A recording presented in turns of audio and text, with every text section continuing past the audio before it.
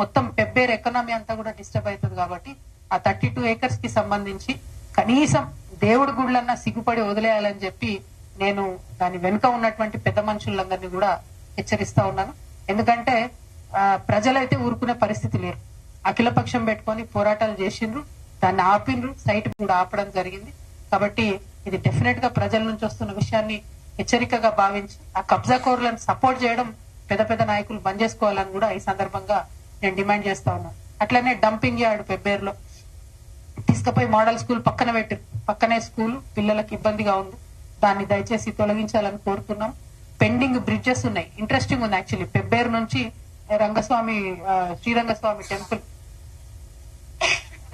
Srirangaswamy temple పోయే తొవ్వ అంతా కూడా దాదాపు 11 బ్రిడ్జిలు ఉన్నాయి. అన్ని బ్రిడ్జిలు ఫౌండేషన్ వేసి పెట్టేసిండ్రు.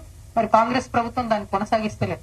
గవర్నమెంట్ అంటే ఏదైనా కంటిన్యూస్ ఉండాలి, ప్రజలకు ఇబ్బంది కావద్దు. దయచేసి దాన్ని కొనసాగించాలని చెప్పి నేను గవర్నమెంట్ ని కోరుతా ఉన్నాను.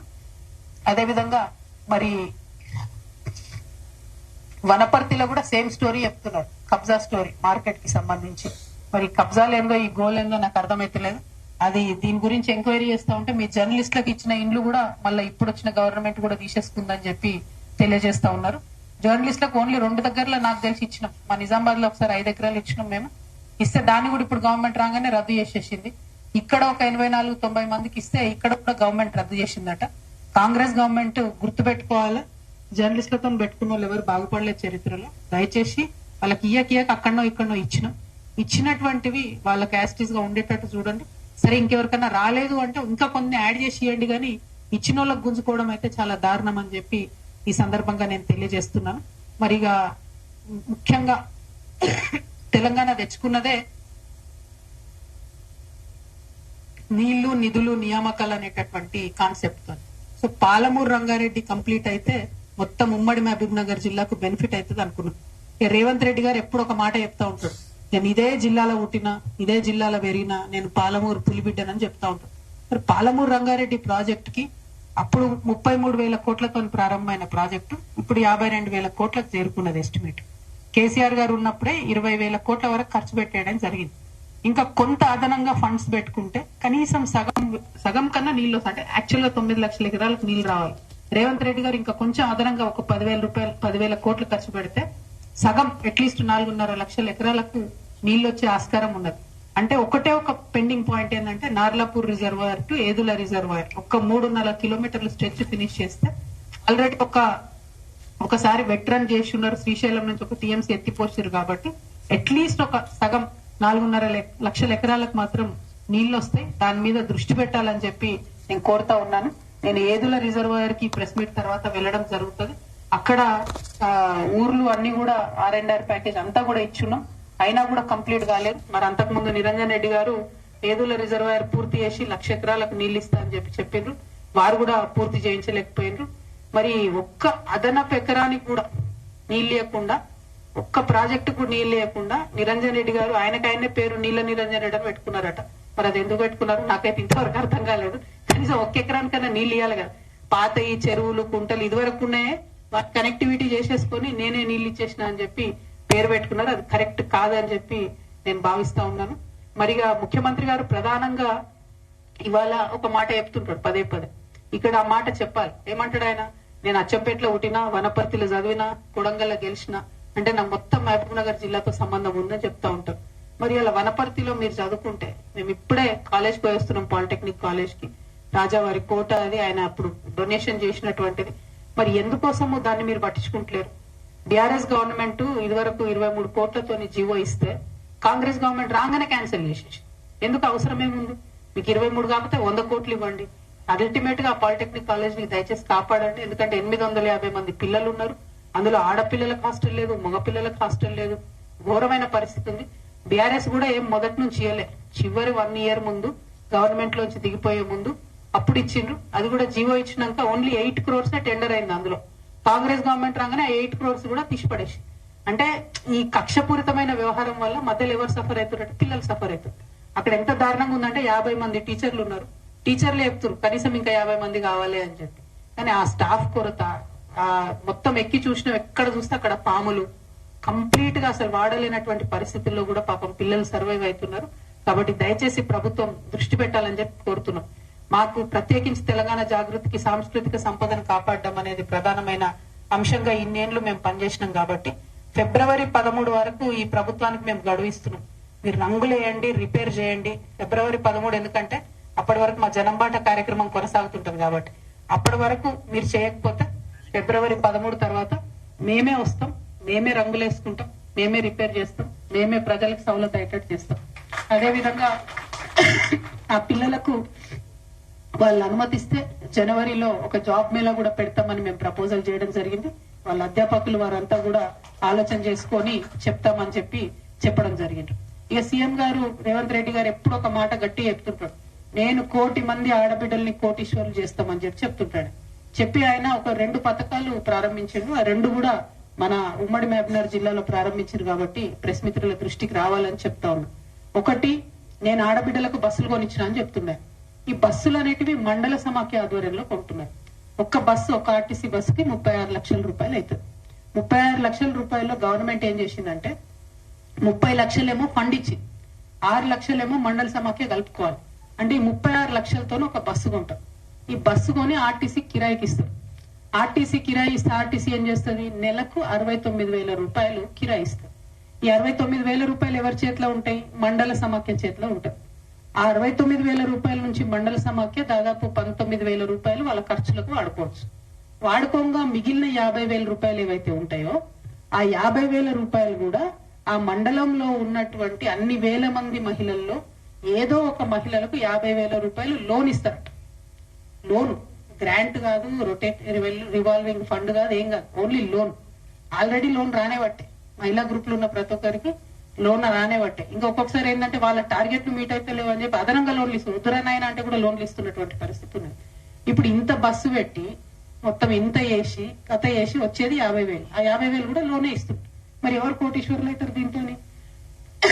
లోన్ ఇస్తే ఎట్లయితారు?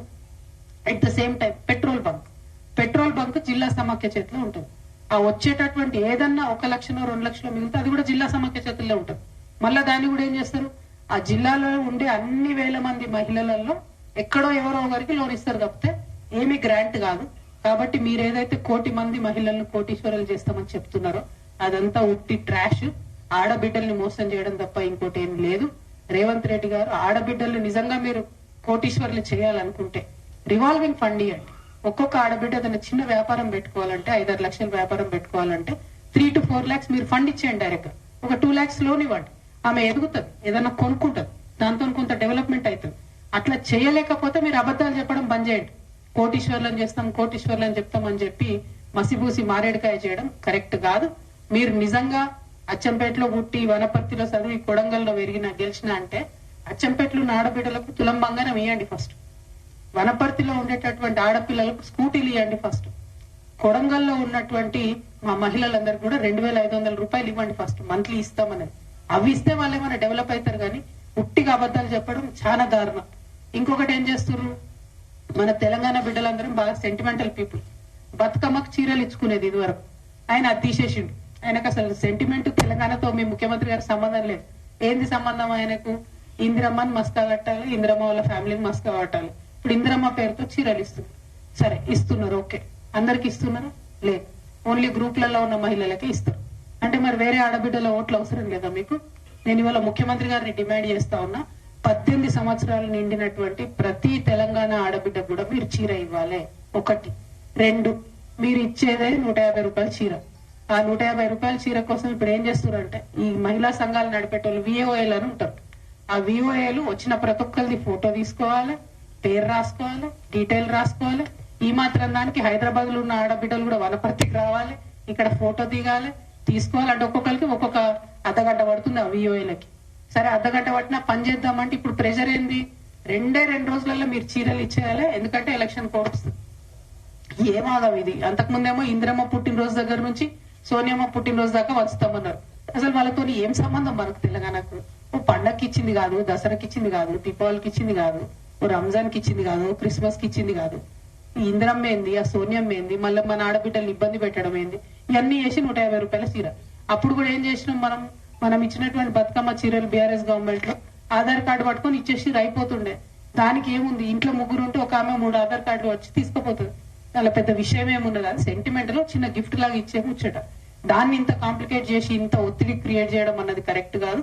అన్నిటికన్నా ఎక్కువ నేను చాలా బలంగా నమ్మేది ఏంటంటే, ఇప్పుడు ముఖ్యమంత్రి గారు ఒక పథకం పెడుతుండే ఏంటది, నేను 1 కోటి మంది ఆడబిడ్డల్ని గ్రూప్లలో వేస్తాడు. ఇది ఎందుకు కాదు, ఆడబిడ్డల పేరుతో లోన్లు తెచ్చుకోవాలా, ఆయన వాడుకోవాలా, కాంట్రాక్టర్లకు డబ్బులు ఇచ్చుకోవాలి, అంత లేదు. ఇప్పుడున్న గ్రూపులు పెంచండి, కానీ పెంచితే వాళ్ళకు ఉపయోగపడేటట్టు పెంచండి. మీకు ఉపయోగపడేటట్టు వాళ్ళ పేరు మీద మీ గురువు గారు లాగా ప్రపంచ బ్యాంకుకి మా తెలంగాణ ఆడబిడ్డల యొక్క శ్రమను కుదవబెట్టే పని చేయొద్దని చెప్పి నేను డిమాండ్ చేస్తా ఉన్నాను. ఇక వనపర్తి జిల్లాలో ఎక్కడ తిరిగినా నిన్నటి నుంచి తెలంగాణ వాదులు, ఉద్యమకారులు, బీఆర్ఎస్ పాత నాయకులు, కొత్త నాయకులు అందరూ కూడా బాధపడుకుంటూ ఫోన్ చేస్తున్నారు. నిరంజన్ రెడ్డి గారి వల్ల వనపర్తి జిల్లాలో మళ్ళా బీఆర్ఎస్ పార్టీ జన్మలో కోలుకోలేని దెబ్బ పడ్డది. ఆయన చేసిన అవినీతి, ఆయన చేసినటువంటి అన్యాయం, ఆయన బీసీల మీద పెట్టినన్ని కేసులు, ఆయన ఉద్యమకారుల మీద పెట్టినన్ని కేసులు, ఇవన్నీ ఒక్కొక్కరు చెప్పుకొని కళ్ళలో రక్తం వచ్చేటట్టు ఏడుస్తున్నారు. మరి అన్నిటికన్నా ఎక్కువ ఆయన ఒక్కటి కాదు 3 ఫామ్ హౌస్లు కట్టుకున్నారు. ఆయన ఒక్కసారి ఎమ్మెల్యే అయితే, ఒకసారి మంత్రి అయితే 3 ఫామ్ హౌస్లు కట్టుకున్నారు. కట్టుకుంటే సరే కష్టార్జితం మీద కట్టుకున్నాడో, తన పిల్లలు పంపిస్తే కట్టుకున్నా అని ఆయన చెప్తున్నాడు. ఇబ్బంది లేదు, కానీ అందులో అసైన్ భూములు ఉన్నాయని చెప్తున్నారు. అందులో ఆర్డీఎస్ కోసం సేకరించినటువంటి భూములు ఉన్నాయని చెప్తున్నారు. మొత్తానికి మొత్తం కృష్ణా నది కంప్లీట్ గా ఒక కాలువ అంతా మీ ఫామ్ హౌస్ లకి వెళ్ళిపోతుందని చెప్తున్నారు. దాని మీద మరి ఎందుకు ఇప్పుడు కాంగ్రెస్ గవర్నమెంట్ ఎంక్వైరీ చేస్తలేదు? ఏం అండర్స్టాండింగ్ ఉన్నది?